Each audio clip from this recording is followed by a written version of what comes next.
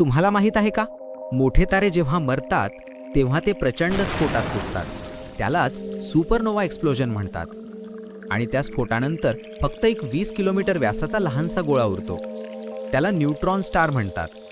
पण तो इतका लहान असून त्याचं वजन सूर्या एवढं किंवा त्याहीपेक्षा जास्त असतं.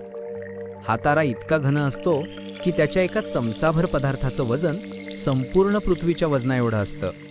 त्याचं गुरुत्वाकर्षण एवढं प्रचंड असतं की जर तुम्ही त्यावर उभा राहिलात तर एका सेकंदात तुम्ही लाखो किलो वजनाने चिरडले जाल.